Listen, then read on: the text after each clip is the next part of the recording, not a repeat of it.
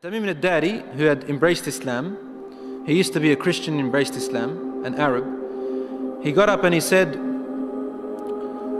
we were in a ship and a huge storm hit us. And we were lost until our ship reached an island. We entered the island. He says, a beast came to us on this island. It had so much hair on it that we could not tell the front from its back. Which was its head, which was its tail. We don't know. And we said, Waylaki ma anti. Woe to you, what are you? Never seen a creature like you before. And she spoke. The beast said, Ana al-Jassasa. They said, Wama al-Jassasa? What is this al-Jassasa? And then the beast said, Ayyuha al-Qawm, people. Intaliqu ila hadha al-rajul fi ad-dayr.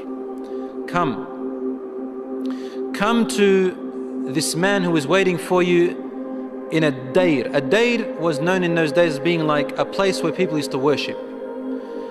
And he said, there is a man who is waiting for your news anxiously.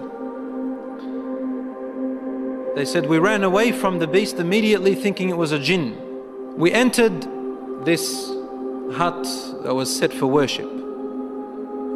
And suddenly we saw in front of us a person, a man who was the biggest in build that we have yet to have seen. His arms were wrapped to his neck with chains like this.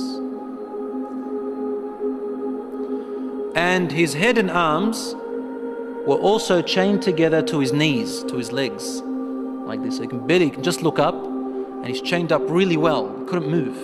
We said, what are you? And he said, you are able to hurt me because I'm chained up. So it's my right to ask, who are you first? They said, very well.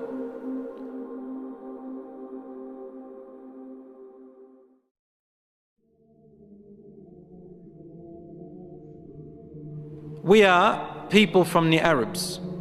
We set sail in our ship and a storm hit us until we became lost and landed on this island.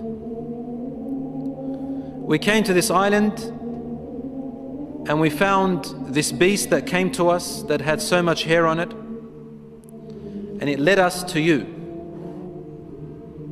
They said, we got afraid of this man and we didn't feel safe around him.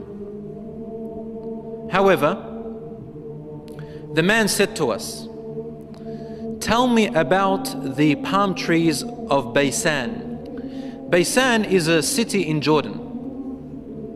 He wanted to know whether there were palm trees planted in there or not. We said, what do you exactly want to know about Baysan in Jordan? He said, I ask you, are there more palm trees and have they be filled with dates or not yet? They said, yes, it is full of palm trees and full of dates. More than many other places in what we know. He said, soon its palm trees and dates will become scarce. Will no longer give fruits.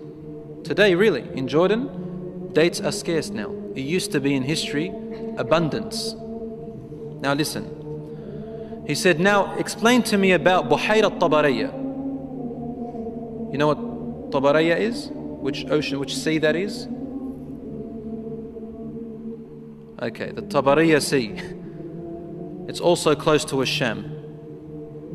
They said, what do you want to know about it? He said, does it have water in it? They said, yes, there's lots of water. He said, soon its water is going to go away. It's not going to exist anymore.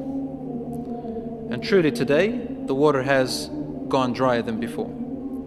Then he asked them, he said, tell me about Zaghar fountain.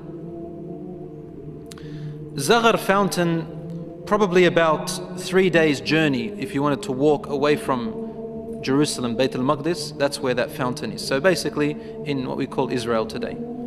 They said, what do you want to know about this fountain? He said, well, is there a large fountain and do people plant a lot of vegetation around it and it gives a lot of water yet? They said, yes, it's got a lot of water and its people plant a lot. Tell me about a prophet who is ummi, who is illiterate, cannot read or write. What has he done? They said he has come out in Mecca and now he lives in Yathrib, in Medina. He asked them, have his people fought him? They said yes. He said, what did he do? They said he was driven out by his own people. But he went to another Arab, the Yathrib people and those who embraced Islam with him, and they obeyed him. This man said to them, really? Has that really happened? They said yes. He said, أَمَا إِنَّ ذَاكَ خَيْرٌ لَهُمْ أَن يُطِيعُوهُ. He said, behold, it is better for those people who obey him to keep on obeying him. He's actually supporting the Prophet ﷺ. وَإِنِّي مُخْبِرُكُمْ عَنِّي. Now I'm going to tell you about myself. إِنِّي أَنَا الْمَسِيحِ. I am Christ. Isa alayhi salam. وَإِنِّي أُوشَكُ أَن يُؤْذَنَ لِي فِي الْخُرُوجِ فَأَخْرُجْ. He said, now very soon, based on the signs you've showed me, I'm going to be given permission to leave and I'm going to come out. فَأَسِيرُ فِي الْأَرْضِ. I will walk throughout the land. فَلَا أَدَعْ قَرْيَةً إِلَّا هَبَطْتُهَا فِي 40 لَيْلَةً. He said, there wouldn't be a village or a city or a place on earth except that I would have reached it, all in 40 days. The whole world in 40 days. غَيْرَ مَكَّةَ وَطِيبَةَ. All except two places, Mecca and Tiba, Medina. فَهُمَا مُحَرَّمَتَانِ عَلَيَّ كِلْتَاهُمَا. He said, they are both forbidden for me to enter. Now when we say he enters, it means he conquers, takes over. He owns it. كُلَّمَا أَرَدْتُ أَنْ أَدْخُلَ وَاحِدٍ. He goes, every time I wanted to come into one of them, an angel will stand guard holding a sword, and he will prevent me from entering Mecca and Medina.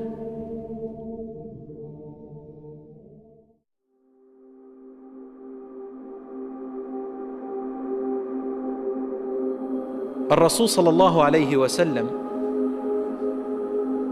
started grabbing his stick and sort of he put it close to his hip, sallallahu alayhi wasallam, and then he began to bang, to hit the ground with it like this. But he was sort of tense, sallallahu alayhi wasallam. Something very important. He was really tense about it, and he hit the floor and he said, "Ala hadhihi tiba." Behold, everyone, this is Tiba. Meaning he's pointing, this is Medina. He's in Medina, he's saying, this is Tiba, which you are in right now. He said, didn't I tell you that this man will come out and not be able to enter this land? They said, yes, Ya Rasulullah, because he had told them a lot about it before. He said, the hadith of Tamim al-Dari, wallahi, amazed me as he told me about him. Because it's the same as what I used to tell you about Mecca and Medina. Behold, Dajjal is somewhere in near the oceans, in one of on an island somewhere towards the east of Medina, somewhere there, he said, in one of those oceans. Min qibal al-mashriq ma hu, towards the east somewhere. So even the Prophet ﷺ doesn't know exactly where he is, but in that direction. So it's close to the Middle East at the moment. So Allahu A'lam, Dajjal will first arise in Asham, in the Middle East area, which gives a lot of sense that the Jews will be the first to follow him because they are waiting for their Messiah to come. They don't believe that Isa alayhi salam was it, and they don't want to accept Muhammad sallallahu alayhi wasallam. So they'll be the first to follow Dajjal. They say he is the real Isa. As for the Christians, they believe in the coming of Isa alayhi salam. Because they've mixed up their scriptures, they will think that this is the man. And because he will say, I am Isa, they will ask for him alayhi salam. They will ask for miracles, and he will do these miracles. Some of them won't be convinced. See, afterwards he'll say that I am God. Ana ilahukum. And then they'll say, what proof do you have? He said, only God can raise the dead. He said, okay, what if I raise your parents from the dead? They said, yes, we'll believe you're God. So he will be able to get the jinns, the shayateen, to work for him, and he will raise them to become, to look like their parents, and they will speak to them. And so the people, non-Muslim people and the weak Muslims will follow him.